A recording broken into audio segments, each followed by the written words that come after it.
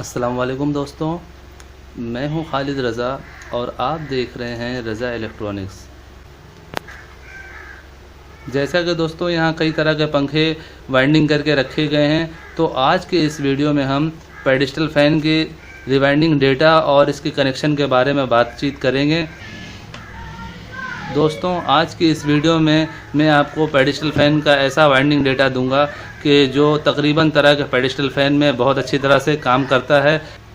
दोस्तों ज़्यादातर pedestal fan के स्टेटर जो होते हैं वो 1.25 इंच 1.5 इंच के होते हैं, कोई 1.25 इंच का होता है, 2 इंच का बहुत कम स्टेटर होता है पेडिस्टल फ़ैन का। दोस्तों मैं जो वाइंडिंग डेटा आपको बताने जा रहा हूँ ये 1.25 इंच पेडिस्टल फ़ैन के स्टेटर में भी काम करेगा और 1.25 इंच के स्टेटर में भी काम करेगा, 1.5 इंच के स्टेटर में भी वीआईपी काम करेगा। इस रिवाइंडिंग डेटा को आप हर तरह का पेडिस्टल फ़ैन में दे सकते हैं। इस वाइंडिंग डेटा से पेडिस्टल फ़ैन की बहुत ही ज़बरदस्त स्पीड होती है। ये कॉपर का वाइंडिंग डेटा है। इस वाइंडिंग डेटा को आप कॉपर में इस्तेमाल कर सकते हैं, सिल्वर में ये डेटा नहीं चलेगा। दोस्तों साथ में हम पेडिस्टल फ़ैन के कनेक्शन के बारे में भी बातचीत करेंगे। एक ज़रूरी बात मैं आपसे ये बताना चाहता हूँ दोस्तों कि अक्सर जो नए इलेक्ट्रीशियन भाई हैं उन्हें इसमें बहुत दुश्वारी हो जाती है पेडिस्टल फ़ैन के कनेक्शन में और उसको समझने में। मैं इसके कनेक्शन को भी आसान करके आपको समझाने की कोशिश करूँगा। तो पहले इसके फार्मूले पे बातचीत कर लेते हैं। तो दोस्तों इसका फार्मूला जो है वो 30-32 का है, यानी रनिंग के लिए हमने 30 नंबर दिया है और स्टार्टिंग के लिए 32 नंबर कॉपर दिया है।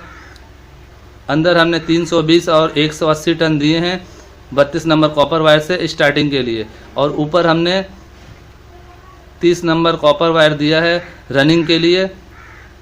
बड़े वाले में 300 टन है और छोटे वाले में 170 टन है। इस तरह से इस पंखे को कंप्लीट किया गया है। इस फार्मूले को मैं आपको लिख के भी दिखा देता हूँ। जी तो दोस्तों मैंने इस पेडिस्टल फ़ैन के वाइंडिंग डेटा को यहाँ पे लिख दिया है। ये 24 सलाड के तकरीबन पंखों में ये वाइंडिंग डेटा बहुत अच्छे तरीके से काम करता है और बहुत अच्छी स्पीड होती है इस वाइंडिंग डेटा से पेडिस्टल फ़ैन की। तो दोस्तों 24 सलाड के लिए ये वाइंडिंग डेटा है। जैसा कि दोस्तों मैंने यहाँ पे लिख दिया, स्टार्टिंग के टर्न 320 और 180 टर्न होंगे 32 नंबर कॉपर वायर से, और इसी तरह रनिंग के लिए हम इस्तेमाल करेंगे 300 और 170 टन 30 नंबर कॉपर वायर से। ये था दोस्तों 24 सलाड के पेडिस्टल फ़ैन का वाइंडिंग डेटा। अब बात करते हैं इसके कनेक्शन के बारे में। दोस्तों पेडिस्टल फ़ैन रिवाइंडिंग का कनेक्शन कोई ख़ास नहीं होता, आम तरह की कनेक्शन होती है। सिर्फ 2 तारें एक्स्ट्रा इसमें रेगुलेटर की हैं। दोस्तों एक ज़रूरी बात मैं आपको बता रहा हूँ कि अगर हम सीलिंग फ़ैन को फिट कर देते हैं वाइंडिंग करने के बाद, तो सीरीज़ बोर्ड की बल्ब को देख के हमें पता चल जाता है कि कौन सी तार रनिंग की है और कौन सी स्टार्टिंग की है। लेकिन पेडिस्टल फ़ैन में हमें इस बात का पता नहीं चलता है कि कौन सी रनिंग की तार है, कौन सी स्टार्टिंग की तार है, 32 नंबर की तार कौन सी है और 30 नंबर की तार कौन सी है। तो ये फिट होने के बाद हमें इसका पता नहीं चलेगा, क्योंकि टर्न सेम होते हैं, एक जैसे टर्न होते हैं और तारें भी तकरीबन दोनों ही मोटी होती हैं। ये या एक गेज का फ़र्क होता है।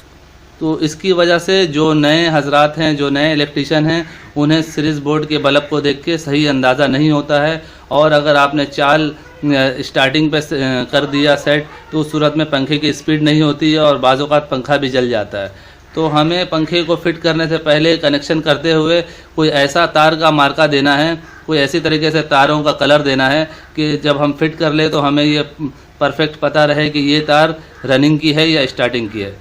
ये तो एक बात हो गई दोस्तों। और दूसरी ये कि रेगुलेटर की तार, तो ये देखिए 2 रनिंग की हैं और 2 स्टार्टिंग की है।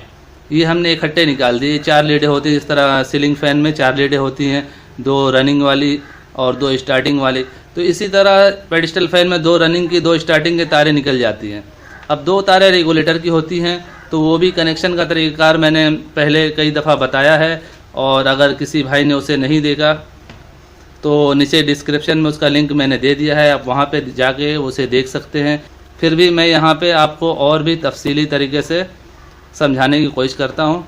देखें इसमें अंदर वाले से हमें यानी स्टार्टिंग के तार से रेगुलेटर की तार निकालनी होती है। जिस तरह स्टार्टिंग के टन हम दे रहे हैं 320 और 180 टन दे रहे हैं, तो 320 यानी बड़ा कॉइल जो है उसके आधे में से हम एक लीड निकालेंगे। 320 वाले बड़े कॉइल से हम आधे चक्कर के एक लूप निकाल देंगे। जिस तरह 320 का आधा बनता है 160, तो जिस तरह ये 2 कॉइलें होती हैं, यहाँ तो एक कॉइल का सेट आपको नज़र आ रहा है, मैं आपको एक कॉइल पे दिखाता हूँ। ये देखें, मिसाल के तौर पे ये पेडिस्टल फ़ैन की कॉइल है, 2 कॉइल इस तरह के हैं, ये 320 है और छोटा वाला 180 है। तो जब हम इस कॉइल को बना रहे होंगे तो जब 320 का आधा 160 टन होगा, तो 160 टन पे हमें इस तरह एक लीड निकाल लेना है, लूप निकाल के, और फिर आगे हमें टन देने हैं, तो इस कॉइल को मुकम्मल करना है। तो इस तरह इसका लूप निकाला जाता है पहला, और दूसरा लूप इसके कनेक्शन होते हुए हो जाते हैं, वो भी मैं आपको बता रहा हूँ कि पहला लूप हमने निकाल लिया। अब इस कॉइल को हम मुकम्मल कर देंगे। ये स्टार्टिंग के तार में से निकलता है, यानी 32 नंबर जो तार हम अंदर के लिए इस्तेमाल कर रहे हैं, उसमें से हम 320 का आधा यानी 160 टन पे एक लूप निकाल देंगे, और बाकी कॉइलें वैसी ही बनेंगी जैसे बनती हैं। और सब उसे कॉइल डालने के बाद जब हम कनेक्शन कर रहे होंगे तो उस वक्त सबसे पहला सिरा हम ये इस्तेमाल करेंगे, यानी ये मिसाल के तौर पे ये पहला कॉइल है पंखे का, और ये हमने डाल दिया है।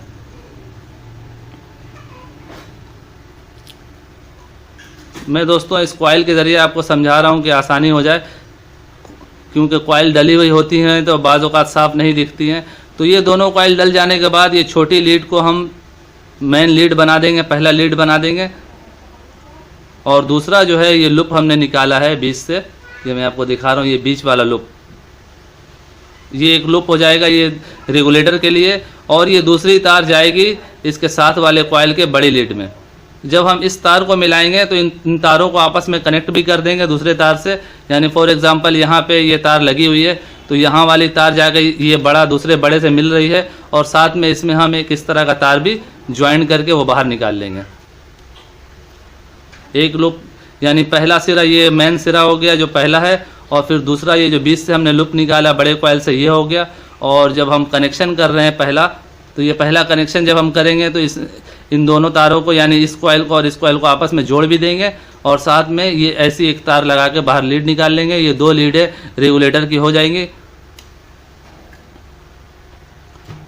जब हम पंखे को फिटिंग कर लेंगे तो रनिंग और स्टार्टिंग को मिला देंगे इस तरह, जिस तरह ये देखें, ये रनिंग और स्टार्टिंग आपस में मिल के ये कॉमन बन जाएगी। तो ये जो है कॉमन जो होगा ये 1 नंबर स्पीड कहलाएगा, और फिर उसके बाद ये इन दोनों में से 2 नंबर और 3 नंबर की स्पीड होगी। ये दोनों तारे जो हैं हमें कैपेसिटर में लगाना है। कैपेसिटर में लगाने के बाद हमें इस बात का ख़ास ध्यान रखना होगा कि हम चाल हमें जो है वो रनिंग पे सीधा करना है, स्टार्टिंग में नहीं। दोस्तों मैं इस तरीके से कॉइलों को बांधता हूं और इन लीडों को बाहर निकालता हूं कि मुझे आसानी से पता चल जाता है। जिस तरह ये देखें, ये 4 लीडें जो है रनिंग और स्टार्टिंग की हैं, 2 रनिंग की 2 स्टार्टिंग की। अब ये 2 रेगुलेटर की है। अब जो रेगुलेटर के तार जिस तार के साथ बताएगा सर्किट, तो समझ लें वो स्टार्टिंग है। तो इस तरह मुझे पहचान हो जाती है आसानी से।